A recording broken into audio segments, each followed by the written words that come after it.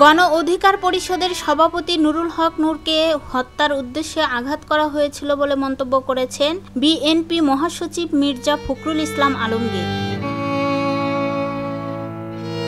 মঙ্গলবার দুপুরে Dhaka medical college হাসপাতালে নূরকে দেখতে এসে সাংবাদিকদের একথা বলেন তিনি।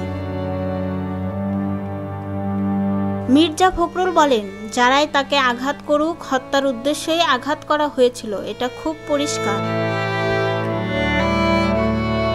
ফখরুল আরও বলেন, নূরের অবস্থা আগের চেয়ে ইমপ্রুভ, কিন্তু ক্রিটিক্যাল অবস্থায় আছে।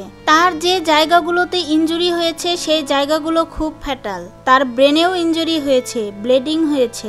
চিকিৎসকদের সঙ্গে আলাপ করে জানতে পেরেছি এখানে চিকিৎসার কোনো ত্রুটি হয়নি।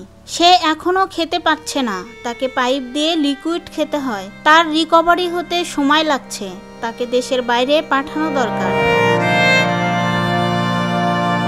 বিএনপি মহাসচিব বলেন, অভ্যুত্থানের পরও আইন প্রয়োগকারী সংস্থা যদি আমাদের নেতাদের উপর এভাবে আক্রমণ করে তাহলে সাধারণ মানুষ কি করবে চিন্তা করেন। এটা আমি কোনো মতেই মেনে নিতে পারছি না।